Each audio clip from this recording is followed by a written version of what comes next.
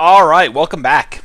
So we just covered a lot of information on the last thing here, the average sold price to list price. Now let's go into average sold price. This is basically just the sum up all the sales prices, divide through by the number of homes that there were sold.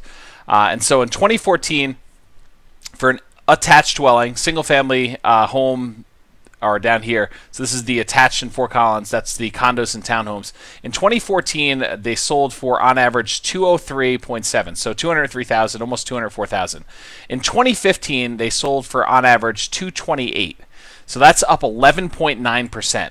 You could see for year over year from 2014 to 2015, and all of the attached were up significantly. The low was 11.9. The high was 24.4 in Windsor. So we're definitely seeing an increase in condos and townhomes in the last year as far as average sold price. The detached homes, single-family homes that are standalone, those also went up quite a bit too. And so this is the average price in 2014, 332.9. In 2015, 375.4 for the city of Fort Collins, and that's up 12.8%. That is not normal, by the way. Our normal number is closer to 4 long term. If you look through here, though, Loveland's up 11, Windsor's up 8. Greeley's up 10.7, Wellington's up 15.5, and Longmont's up 10%. So this pace, in my opinion, is unsustainable for a long period of time. I would think that a good number to plug in when you're doing your spreadsheet is going to be 3%, and that is pretty true for Loveland. For Fort Collins, it's a little closer to 4, but I'd still use 3. I mean, I'd rather use 3, and then when you get your actual numbers back and they're a little bit better than that, I think that's a good way to look at it. So that's one way to measure kind of house values going up. But, that doesn't take into account, if a property is, much larger. So, for example, if houses in 2014 that sold were smaller, you'd expect them to sell for less. What about houses that are larger? Are we selling larger houses now than we were previous years? And that's one of the reasons why prices go up. Well, one of the ways that we can adjust for that is by using price per square foot. And I like using sold price per total square foot, although there's an argument to be made about above grade finished square foot. But right now I'm using average sold price per total square foot. And in Fort Collins in 2014, for attached dwellings, we were seeing $142 a square foot. In 2015, we saw $161. In Fort Collins, for a normal single-family home, $134 a square foot. In 2015, $152. And those numbers, again, are all up across the board. So on a price per square foot basis, Fort Collins for attached up 13, Loveland's up almost 8, Windsor's up 3, Greeley's up 13, Wellington's up 23, and Longmont's up 15.5. So you can kind of get a feel for that. In the detached properties, the single-family homes, Fort Collins up 13, Loveland's up 10.9, Windsor's up 7, Greeley's up 12, Wellington's up 16, and Longmont's up 13.9. So here's one of the interesting things I want to point out to you about this. You hear somebody come on the radio or you hear them on TV and they say, house values are up 13% from last year. And one of the things I want to point out to you is that how are they measuring that?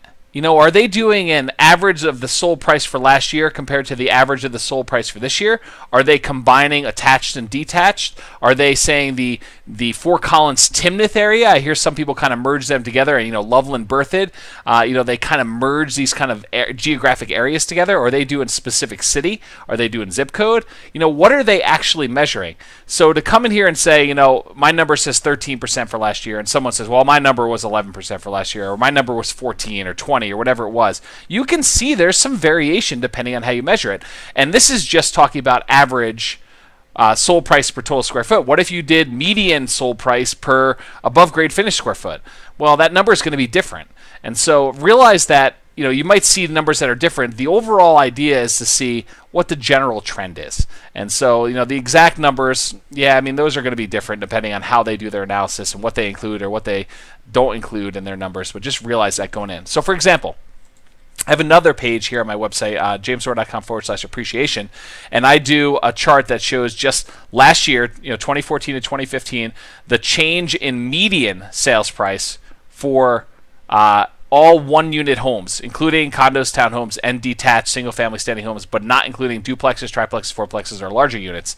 And these numbers are very different than what we just talked about. So Fort Collins, in this case, is up 15.9 when you do it that way, on a median last year, a median 2014 compared to median 2015. Loveland's up 15.2, Windsor's up 5.15, and Greeley is up 14.7. So you can see that this varies.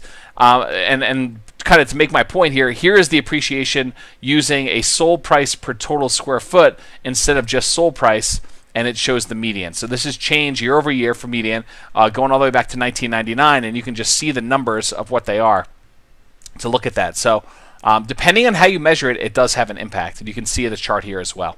Okay, let's take a look at something else though. So basically, on the stats here, let me point out that you can actually go look at this average sold price per total square foot. Let's look at Loveland single family homes over time. So you click on that little chart icon, and it will pull up a little chart showing you the table, the data going back to 1997 essentially for price per square foot and the rate of change.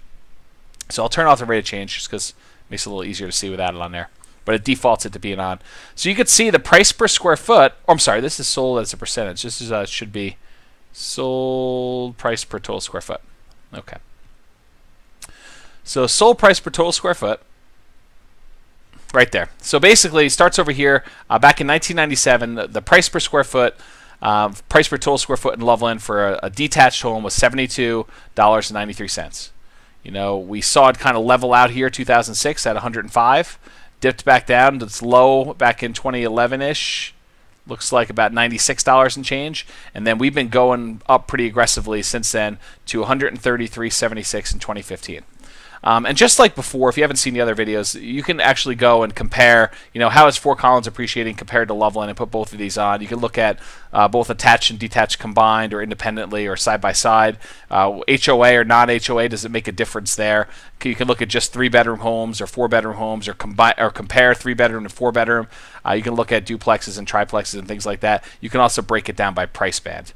So it's really good information to have if you kind of want to look at data like this. And again, if I haven't mentioned it already on this video, this is a client resource. So you're definitely willing to look at this, and you can see the numbers on the slide. But if you want to access it as a client and see the most up-to-date stuff, just let me know. So just go from there. All right, so let's take a look at another page here. So this is a sold price per total square foot appreciation rate percentiles chart. In another video, I talked about this percentiles chart where I showed you, this is the 40th percentile to the 60th percentile. So let's take a look at what that looks like. I'm going to pull up Fort Collins. So this basically shows you, I'm going to turn off some things to begin with. This basically shows you the median, the 50th percentile, the middlemost property on a price per total square foot basis. So very similar to what we were just looking at before, except this is median instead of average, and before we were looking at average. So median is the 50th percentile. So it says that half of the property sold above this line, half the property sold below this line. What if you wanted to say, show me where 20%, the 20 middlemost percent of the property is sold for? If you could turn that on, that's the 40th to the 60th percentile. And so if you look at that and you kind of mouse over here, in 2015, properties sold at the 40th percentile, they were selling for $129 a square foot and change, and at the 60th percentile, they were selling for $149 a square foot. So about 20% of the middle of the market was selling somewhere between $130 and $150 a square foot. That's kind of the way to look at that. And you can see just how wide the chart goes. So it's been getting wider, it looks like, from here, right? So right here, to get the 30th to the 70th percentile, it's $122 to $162. That's the range where 40% of the market is. 40% of the market, that's the difference between 30 and 70. So you're 20% below the median and 20% above. Let's take a look at the 20th to 80th. You can just kind of see where it is. One other thing I want to point out about this is, as we look at these other lines, it tends to be smaller on the downside, and it gets spread out on the upper side. So there's a much bigger range of properties that sell for a higher dollar per square foot. And once you get down toward the bottom, it becomes closer together. So things are not selling for nearly as much, a big of difference on the low end on a price per square foot basis than on the high end. Okay, so there are properties that are selling for, let's see, right here on the high end. Let's see, mouse over. On the high end, it is $243, but on the low end, to go from the 5th percentile to the 10th percentile, you're going from 99 to 105. On the 95th, on the high end, it's going from 243 to 214. So a bigger difference up there is what I'm pointing out. Okay, so you can go look at these numbers and kind of get a feel for that and toggle them off and get a feel for where the market is on that thing as well. All right, next one.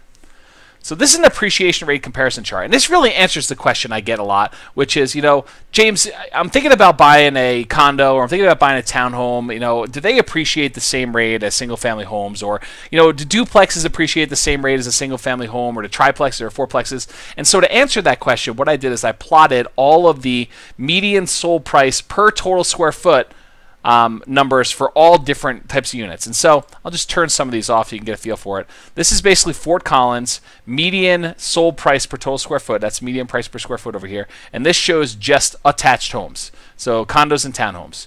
This shows detached or single family homes.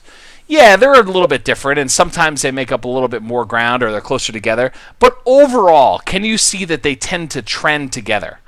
They're not like, it's not like one is going straight up and the other one's kind of not doing anything. They tend to be very close together. It may not be exactly the same, and there's definitely years where they're closer than others, but really you can see that.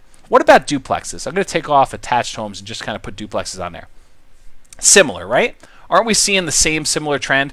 What about duplexes and triplexes? How are they comparing? There's a lot less data with triplexes, so there's a little bit more scattered, but I would say that's a pretty close overall trend. We're seeing very similar things happen, and the same thing with fourplexes. Not a lot of fourplexes happening, but they overall tend to be about the same trend. So you have smaller number of data points in here. That's why the lines are more jagged. They're more kind of bumpy up and down. But these ones for detached homes, you have so many data points that the average looks smoother. And so you can see all of them together and toggle them. If you want to drill in at a certain time period, you can go look at that closely. And of course, you can mouse over and see them as well. And if you want other cities, you can do that as well for clients too. So that's basically the discussion on price appreciation and sold price and sold price per square foot. In the next video, I'm going to go over. I don't even remember what I'm doing on the next video, so I'll have to go check it out. But I have a feeling it's going to be pretty good. So I'll see you on the next video.